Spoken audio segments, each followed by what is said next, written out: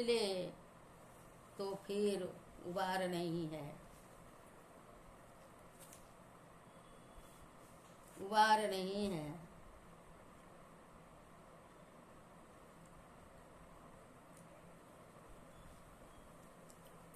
तो गुरु की भक्ति, साधु की सेवा, गुरु की भक्ति से और साधु हर विघ्न बाधा से शीश को बचाते रहते हैं, शीश को बचाते रहते हैं। और वह दीपक देकर के अंतर ज्योति में प्रकाश डाल करके वह बाहरी नेत्र को सुना करके अंदर में प्रवेश करने के लिए कहते हैं और भक्ति पूरा करा देते हैं। कहते हैं प्रथम भक्ति। बुढ़ापा किसने देखा है? भजन हम कर पाएंगे कि नहीं कर पाएंगे? बुढ़ापा किसी ने नहीं देखा है। यह बुढ़ापा रोगों का घर है। अगर बचपन से अभ्यास नहीं किए तो पता नहीं कर पाएंगे कि नहीं कर पाएंगे। एक नानक गुरु के सत्संग में छोटा सा कथा है, याद आ गई। नानक गुरु के सत्संग में सभी लोग आते थे और उसमें एक छोटा सा बालक सबसे आगे आकर के बैठ जाता था। एक रोज क्रमशः बाबा से रहा नहीं गया। बाबा को पूछते हैं, ये बच्चा तुम इधर आओ, और उससे वार्तालाप करते हैं और कहते हैं तुम सत्संग में बड़े बड़े लोग आते हैं, वो समझते हैं, तुम क्या समझता है, तुम क्यों आता है सत्संग में? तो बच्चा कहता है, बाबा मेरी माँ खाना जब पकाती हूँ तो माँ के पास मैं बैठता हूँ और बड़ी बड़ी लकड़ियाँ, मोटे मोटे लकड़ियाँ धीरे धीरे जलती है और पतली पतली लकड़ी झटपट जल के समाप्त हो जाती है। तो बड़े बड़े लोग जो आते हैं आपके सत्संग में वह देर से मरेंगे, हम बच्चा हैं, कब मर जाए पता नहीं। इसलिए मैं पहले सत्संग में आता हूँ और सत्संग में सुनता हूँ।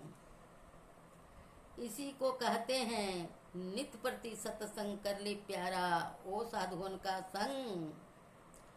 नित्य प्रति दर्शन साधु के, ओ साधुअन का संग। तुलसी काई वियोगते नहीं लगा हरि रंग। नित्य प्रति साधु का दर्शन किया, संग किया, तो क्या कभी कमी रह गई कि हरि रंग उसको नहीं लगा? तो कहा मन तो रमे संसार में, तन साधुन के संग। तुलसी ताहि वियोगते नहीं लगा हरि रंग। साधु संग में बैठा हुआ है, मन विषय वासना में लगा हुआ है, इसीलिए तो रंग लगना चाहिए। चलिए सो नहीं लगा। मतलब यह है कि साधु संग में बैठा तो सांसारिक विषय वासना छोड़कर बैठो। कथा प्रसंग भी मन लगाकर सुनो, गुरु की सेवा भी मन लगाकर करो। ईश्वर का गुणगान करने से यदि संसार के लोगों को केवल दिखावा ही हो तो वह कीर्तन ठीक नहीं है। जप में ऐसी ही बात है कि माला तो कर में फिरे, जिब फिरे मुख माही। मनवा तो 10 दिशि फिरे, यह तो सुमिरन नाही, यह तो सुमिरन नाही। इसी को जप सुमिरन नहीं कहते हैं, तब किसको कहते हैं? तन थिर मन थिर बचन थिर, सूरत निरत थिर होय, सूरत निरत थिर होय। कह कबीर इस पलक को, कल्प न पावे को।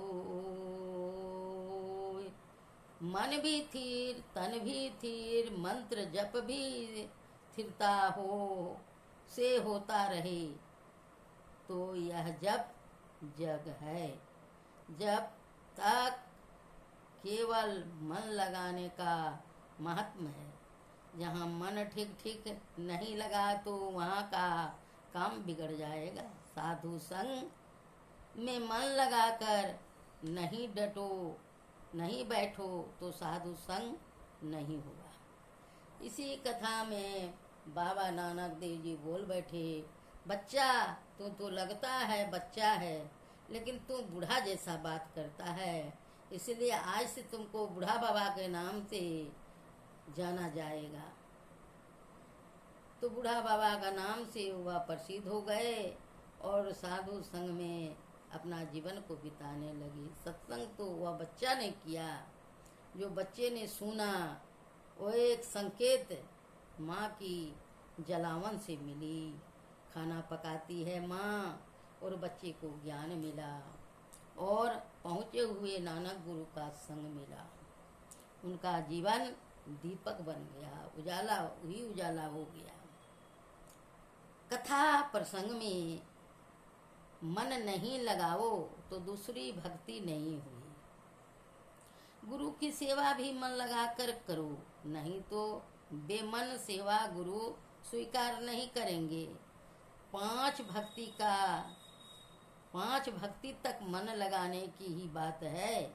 छठी भक्ति है कि इंद्रियों को विषयों से रोके रहने का स्वभाव वाला बनाओ। इंद्रियों को काबू में रखने का यत्न करो। मन अभी बहुत छटपट कर रहा है, इसको सभी छटपटी छूट जाए। यदि मन को एक ओर लगाओ, उस ओर को जाने दो। जानो जगत में तुम्हारी, जागृत में तुम्हारी दृष्टि संसार में है, तो मन को भी संसार में है, मन भी संसार में है। जब स्वप्न में तुम्हारी दृष्टि संसार में खुली नहीं है, तो मन भी बाहम संसार में नहीं है।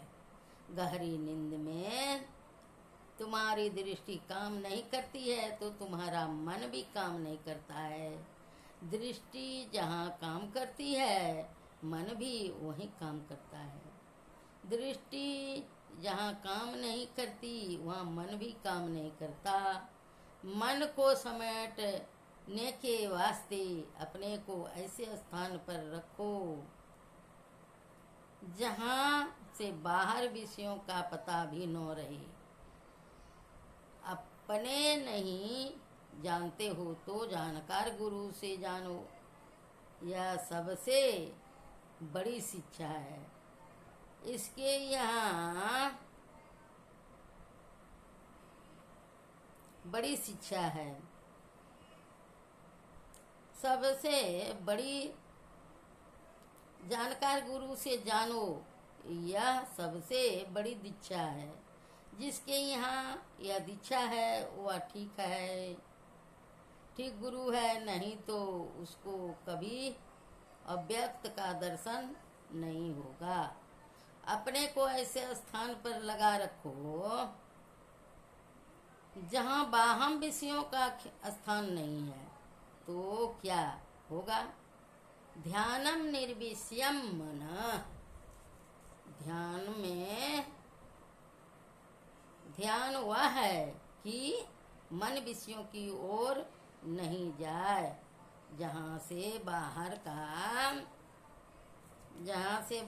का विषय कुछ मालूम नहीं होगा, तो वहाँ ठीक ठीक मन रहने में स्थूल विषय से बिल्कुल हीन हो जाएगा। मन शून्यगत को हो जाएगा, मन शून्यगत हो जाएगा। दृष्टि को वहाँ लगा कर रखो। यह अज्ञा चक्र केंद्र की बात है। गुरु से जानो, बिना गुरु के ज्ञान नहीं हो सकती। जहाँ पर पहला स्थूल आकाश नहीं है, अंदर के सूक्ष्म मन स्थिर है। दृष्टि को स्थिर कर जो कोई मन को स्थिर करता है तो अंदर प्रविष्ट होने के लिए द्वार खुल जाएगा। क्या मालूम होगा? करके देखो, मालूम होगा कि हम पहले के आकाश में नहीं है, वह भिन्न आकाश है, वह विहंगम मार्गी होता, वह विहंगम मार्गी होगा। जैसे पक्षी आकाश में उड़ता है वैसे वह आकाश में गमन करता है। कोई कहते हैं कि इसका व्यवहारिक ज्ञान क्या है? यह तो कहने का है, तो व्यवहारिक रूप गुरु है।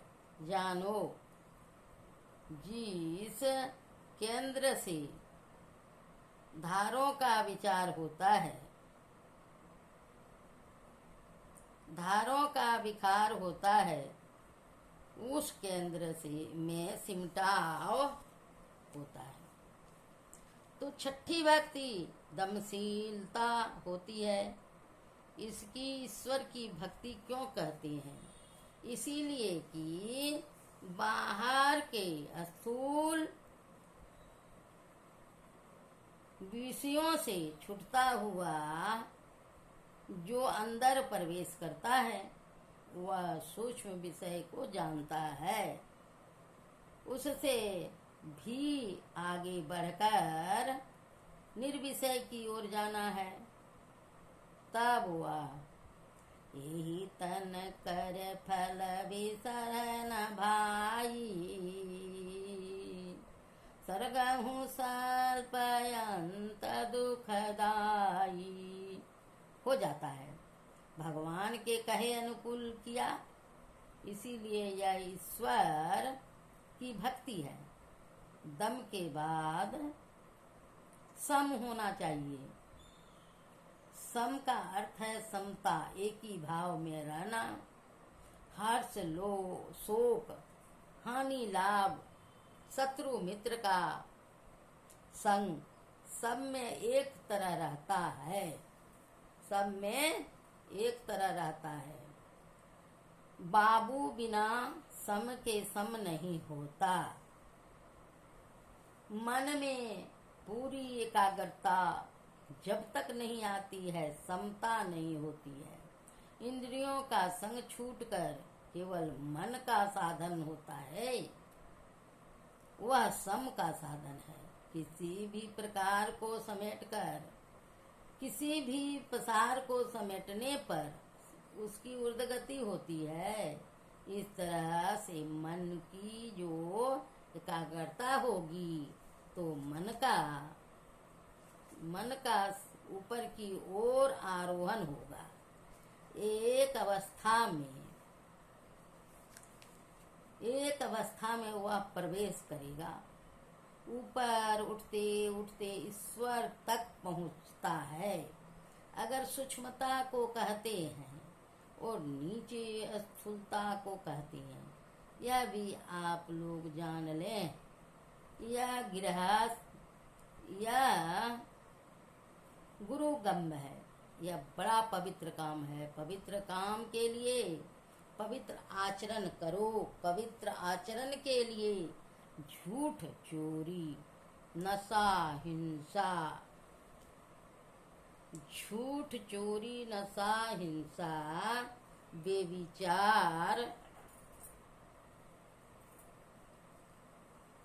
बेविचार इन 5 पापों को छोड़ो। कर्मशः छोड़ते छोड़ते पवित्रता की ओर जाओगे। पवित्रता में जाओगे तो ईश्वर भजन में ज्यादा मन लगेगा। ईश्वर भजन में ज्यादा मन लगेगा, पवित्रता बढ़ जाएगी। फिर ईश्वर मार्ग में उत्तर बढ़ते जाओगे। ईश्वर भक्ति में 5 पापों को छोड़ना आवश्यक है। इन पापों को करते हुए भक्त कहलाना हो नहीं सकता है। पाप में रहता है तो भक्ति में नहीं रहता है, भक्ति में रहता है तो पापों में नहीं रहता है। जो भक्ति करता है पापों को छोड़ता है, संसार के लिए भी बहुत लाभकारी है। पापों से छूटकर जो संसार में रहता है वह पूज्यवान होता है। लोग उसको पूज्य दृष्टि से देखते हैं। जो कोई उनको देखकर रास्ता पकड़ते हैं तो संसार में दुष्ट कर्म छूटता है। दुष्ट कर्म नहीं होने से संसार में सुराज का शासन होता है। हम लोगों को स्वराज है लेकिन सुराज नहीं है। इस कमी की पूर्ति को शासन पूरा नहीं कर सकते। आप स्वयं पापों से छूटो तो शासक ठीक ठीक शासन करेंगे। न तो चोरी होगी न सीनाजोरी होगी। शासकों को शासन करने में बहुत सुविधा होगी। ईश्वर भक्ति का प्रचार किसी भी राष्ट्र में बहुत लाभकारी है। पापों से छूटो और ईश्वर की भक्ति करो। ईश्वर को पाने की इच्छा है तो ईश्वर भजन करो। ईश्वर भजन छोड़कर केवल देश में शासन से दुष्कर्म नहीं छुड़ा सकते। वे आप छोड़ सकते हैं न दूसरों को छुड़ा सकते हैं। न आप छोड़ सकते हैं न दूसरों को छुड़ा सकते हैं। क्योंकि बिना ईश्वर भजन के ऐसा अनमोल मनोबल नहीं होता। इसका जीवन है अध्यात्म तत्व में प्रवेश करना। अध्यात्म तत्व में प्रवेश करना। जो अध्यात्म में प्रवेश करता है पापों से दुष्ट कर्मों से छूटता है। दुष्ट कर्मों में छूट कर संसार का सुखी बनाओ। संसार को पवित्रता से भरी अपना पवित्र साथी बनाकर भक्ति के साथ सदाचार का पालन अवश्य करो। जो जप ध्यान करते हैं और सदाचार पालन नहीं करते हैं तो वे उतना नहीं बढ़ सकेंगे जितना बढ़ना चाहिए। सदाचार का पालन करने से बल बढ़ता है। सदाचार का जीवन श्रेष्ठ है। भक्ति के साथ सदाचार की और सदाचार के साथ भक्ति को रखो। इन बातों को समझकर सब कोई अपने को ईश्वर भक्ति में लाओ। इससे अपने सुखी गांव के लोग सुखी, समाज के लोग सुखी और देश के लोग सुखी होंगे। ईश्वर भक्ति राजनीति का पवित्र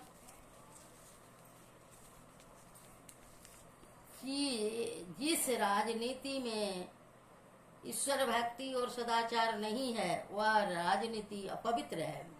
शासन डामाडोल रहता है।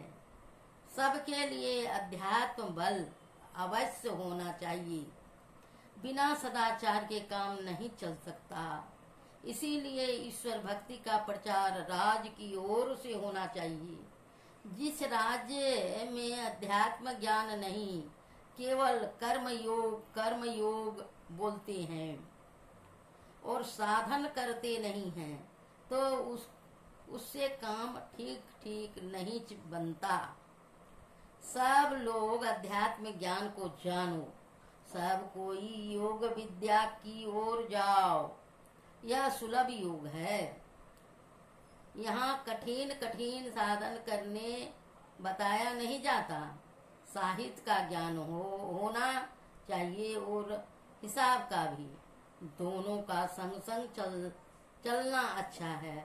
इसी तरह अध्यात्म ज्ञान भक्ति के साधन में संग संग कर्म योग चलना चाहिए। कोई कहे कि सदाचार का पूरा पूरा पालन करके तब भक्ति करेंगे अथवा भक्ति पूरी करके सब सदाचार का पालन करेंगे तो वे गलती में हैं। दोनों संग संग चलेंगे। बिना शिक्षा के दीक्षा नहीं होती। जो बिना शिक्षा के दीक्षा मांगते हो वह गलती में है। किस वास्ते दीक्षा, किसकी शिक्षा लो, फिर दीक्षा देंगे। सब कोई कुशल से रहो, साधु सबका कुशल ईश्वर से मांगता है और लोगों से कुछ भी नहीं चाहता। बोलिए प्रेम से श्री सतगुरु महाराज की जय। श्री सतगुरु महाराज की जय। ईश्वर भक्ति के विषय में कहने को जो बाकी है वह अभी कहा जाता है। ईश्वर के ज्ञान में कोई लोग आते हैं कि ईश्वर सगुण है और कोई कहते हैं निर्गुण है। या ईश्वर की भक्ति ज्ञान युक्त है और ईश्वर की भक्ति सभी कर सकते हैं। सभी के अंदर में परमात्मा है। बिना गुरु का ज्ञान नहीं होता है। गुरु के बिना दुनिया अंधकार है। देवता का गुरु होता है, राक्षस का गुरु होता है, तो क्या मनुष्य का गुरु नहीं होता? गुरु संसार में साथ है, चेला सब संसार। गुरु के भेद कोई जाने बिना सब कोई रहे अंधकार। यह गुरु का उपदेश है। कहते हैं बिना गुरु ज्ञान न हो वहीं, बिना गुरु का ज्ञान नहीं। गुरु के दल में इस तरह एक बार मौज में गुरु महाराज मौज में आकर के कहते हैं हंस करके, उधर से आ रहे थे छोटे लाल बाबा। यह कुपा घाट की घटना है। कहते हैं के छिए अपना मैथिली भाषा में। तो सरकार हुजूर छोटे लाल, अरे किस दल में है तुम? झट बोलते हैं सरकार हुजूर गुरु दल में हूँ। ठठा के गुरु महाराज हंसे। हंसने का कारण बोल बैठे, ये राम आए वह अभी चले गए शरीर सरजू नदी में समाज सहित जल समाधि ले लिए। कृष्ण आए वो भी लीला करके बाली को मारे थे छिपके, इसलिए उसको भी व्याधा ने मारे छिपके। वह भी शरीर छोड़ के चले गए। राम रावण को मारे, दुष्टों को संहार किए, संत महात्मा को रक्षा किए, 11,500 वर्ष राज किए। सभी अपने अपने भाइयों का पुत्रों को 2-2 राज दे करके अपने कल्याण की ओर फिर अपना धाम चले गए। कृष्ण भगवान आए 16 कलाओं से योग और लीला खेला करके कंस को मार करके उद्धार करके। कंस मामा था और मामा को मार करके अत्याचारी था, इसलिए अत्याचार को मारना गुनाह नहीं है। मार करके जीवन